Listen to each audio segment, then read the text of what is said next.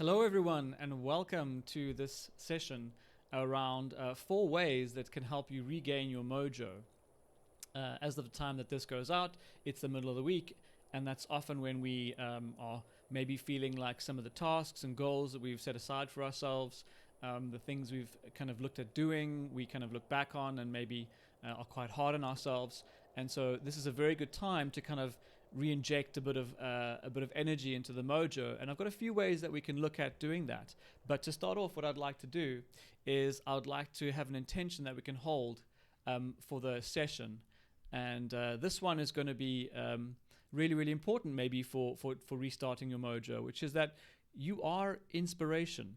Even the smallest shift in my perspective may deliver the greatest abundance of progress, not just for me, but for others. You are inspiration.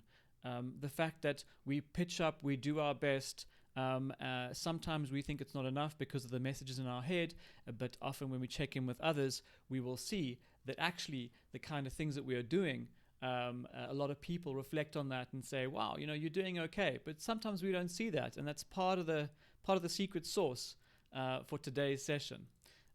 So, as I said, today is all about kind of 4 ways of regaining your mojo, to try and find a way to kind of re-energize oneself. And to re-energize oneself is a really interesting way of looking at it. But what it really speaks to a lot of is actually being able to be realistic and framing around what we are getting done as opposed to what we're not. So let's kick it off with the first one. And whenever you want to regain your mojo, the most important thing to do is to ask some questions. Those that know me know I'm quite not academic, but I like to ask questions. Questions show us where we need to go, where we've been, what is happening, and perhaps paint a picture for us or help paint a picture of where we need to go. So ask some questions. The first question to ask is, are the things, the goals, the events, the daily grind in this process, are these things that I'm doing mine? Or am I doing other people's things?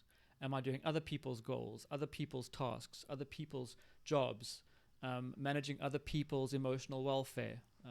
And this is the first question to ask, because if the answer to that is that it's mostly others, well, we're going to get into that. But that'll drain a huge amount of energy, which will feel like you're losing your mojo. But in fact, what's happening is perhaps I'm not doing tasks that belong to me, that are mine, that are of my volition and my need and my expression, but they're actually taking care of other people's problems. The second question, this is to add that external motivation, doing things for others, externally motivated tasks, someone tells you to do something, or can you just do this quickly for me, or makes it sound like it's your task, but actually it's their task to be done.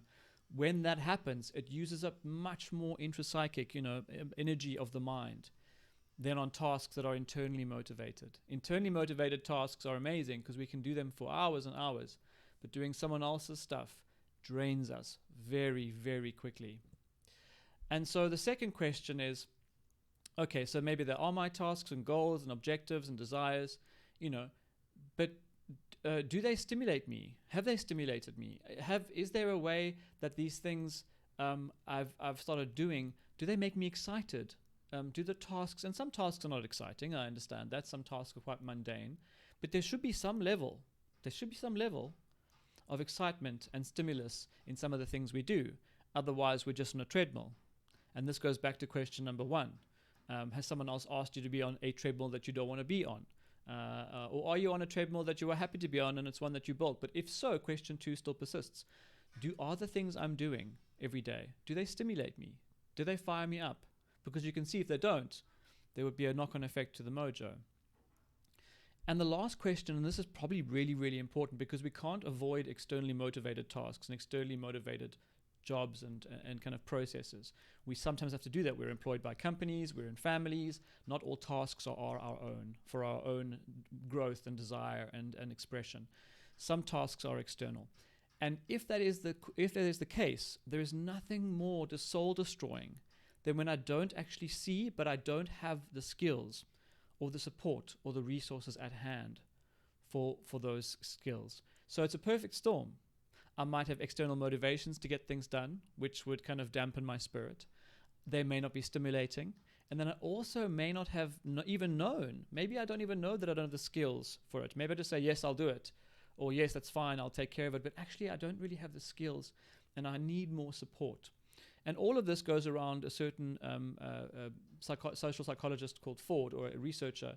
And motivation theory is a widely understood area.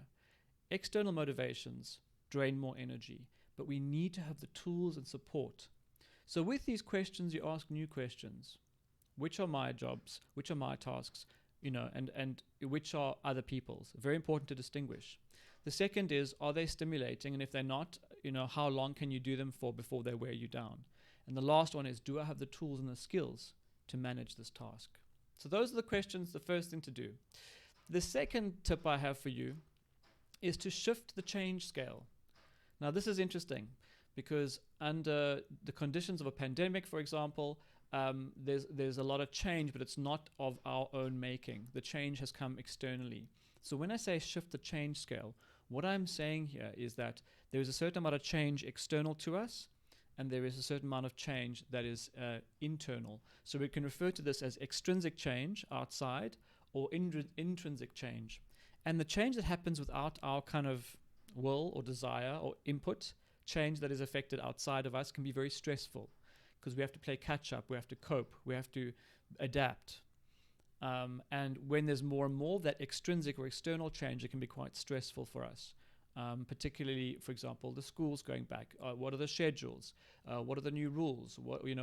How are you managing your day? And if the external rules, and this is not just governmental or societal, but it can be inside families as well. Maybe I feel like I don't have control over a huge amount of stuff that happens in my family or day to day.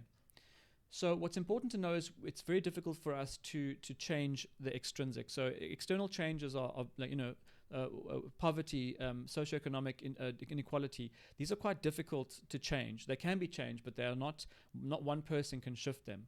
Not one person's will can shift them. So these are referred to as extrinsic change. These very stressful moments, these very stressful processes.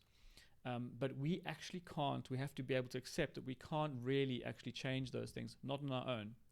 And so what I want to offer to you to get your mojo back is to shift the scale. If the scale of extrinsic change is a lot, so you're feeling a lot of external changes and you're like, well, but you can't do anything about them. So you're saying, well, Redo, this is daft because I can't do anything about them. How do I shift the scale? Shifting the scale is easy. You start generating intrinsic change. You start looking at the small, tiny iterative things that you can do. Tiny, small things that you can do to feel a sense of change that is intrinsic, that comes from me. Small things, maybe it's the ritual you have in the morning, maybe it's the dinners that you make for yourself, maybe it's the way you speak to people, maybe it's the way you honor yourself every day. It could be various things, but what you want to do is you want to make it feel in the world that it's not just extrinsic change that's all in control here, that in fact you can also start creating some intrinsic change. And that makes one feel more autonomous and has a sense of initiative and agency, which will really turbo boost your mojo. You will feel in control again, which is really important. The third way to regen your mojo, as it were, is to reset your expectations. And this is going out in the middle of the week, but this could apply at any time. And often it's good to pause and to assess. It's very good to pause and to assess. Is the pressure that I'm putting myself under realistic? Because if I overtly create extraneous or too much pressure on myself, I'm going to wither quite quickly. If you put something under pressure, it degrades very quickly. If there's less pressure, it degrades less. Now there's an optimum level of pressure that we want to be under. Normative stress, a healthy stress, a stress to get things done. But if there's extraneous or extra or overloading pressure, we need to check our expectations around that. So the increased pressure actually does not help. The increased pressure does not turn you into a diamond. The increased pressure will just crush you, which is not what we want. We want to regain the mojo. So it's important to see our expectations. Have we bitten off more than we can chew for the week? And if so, why did we do that? What pressured us into that? What were we thinking? Can we be more gentle with ourselves? Can we allow ourselves to look back and go, some of these things I can do okay, some of them I'm going to fail at miserably. That's okay. Can I perhaps reset my expectations around what I did? Can I move away from this ideal version of myself and more towards a more normal or nominal and more friendly version? So take a moment to appraise yourself realistically. Look back at your last 3 days and go, one or two things I got right, one or two things I got wrong. That's okay. I'm human, I'm fallible, I'm flawed, but I can also get up and do stuff when I need to. If we have unreasonable expectations, we tend to then cower under that weight. And then we do things like procrastinate and, doom scroll on Twitter or Facebook or Instagram, instead of actually getting to the tasks we need to. And all of these things together will start really draining our mojo and taking away this energy that we're meant to be able to use throughout the day to get things done. And how much of your expectation that you have around yourself, or what you should or shouldn't have done by this part of the week, is actually reasonable, and how much of that is coming from old messages from childhood that are integrated now as almost a truth, but are actually not real. How much of these messages are the inner critic, just shaming and blaming you to the finish line? And that is about resetting the expectations, going, you know what, that was unreasonable to do in 2 days. That was unreasonable to do. It's unreasonable to look after 4 kids, make the perfect dinner, wake up at 6, get to bed at 9. It's unreasonable. And it's important that we frame ourselves as human beings and understand this. We're not getting away scot-free and getting like blank checks, but we're also trying, and this is the idea behind regaining mojo, is not to add extraneous pressure, which actually ends up being counterproductive. And a good way to do this is check in with friendly people. Check in with friendly people. Check in with people that, have your back, and say, if you want to, you can start with the inner critic and say, oh, I didn't do the things I wanted to do and I'm feeling so demotivated, and then say to them, check in. Say, could you give me perspective? Talk to me about what my last week looked like to you. I often have this with clients, is they will think that they're not good enough, they're not doing enough, they're not parenting well enough. And then I just reflect back and what I've heard, and I say, gosh, you are really overloaded. You're doing not only the best you can, but you're also putting this massive unreasonable expectation on yourself. And therefore you can feel your intrapsychic energy draining and the mojo just leaving the room. And that all is counterproductive, It doesn't work. And finally, I want to leave you with some way to really kind of reset your mojo, to recharge it. Get small victories. This is very important when it comes to self-esteem and managing motivation. Insert a small task with the rest of the week you have left. Insert one small, manageable, and tangible reward. A task with a tangible task with a tangible reward. So like tomorrow, I'm going to read a chapter of that book, and then I'm going to have a chocolate afterwards.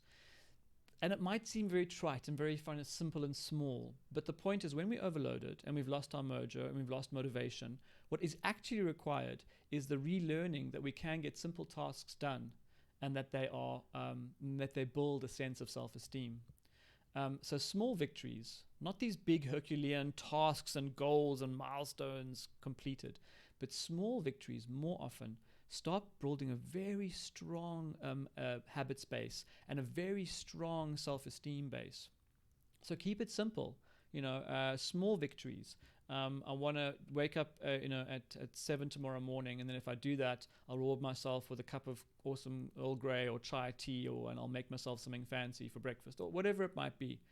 But by doing this, what we're telling ourselves intrapsychically is that you can pitch up, you can do stuff, and you can be rewarded for it. And that adds a little layer of self-esteem in the self-esteem bank, and then can start elevating our sense of motivation, our sense of goal completion, and then also our sense of self-esteem. Very important. Keep it simple, and the chances of success increase dramatically. Don't make it Herculean and massive. Small victories increase self-esteem, but they also increase resilience. So when you hit your head on a task later in the week, you don't feel so bad because you got some small victories in the pocket. I don't know why the pocket's here, but in the pocket. You got some small victories in the pocket. So those are the things to do. Ask the questions around, are these tasks mine? Are they extraneous tasks, or are these actually tasks for me and for my future and for my development and my growth? Be reasonable about the expectations you have around it. Get small victories wherever you can. Check in with other people. And check whether this undue pressure is creating a sense of draining your mojo.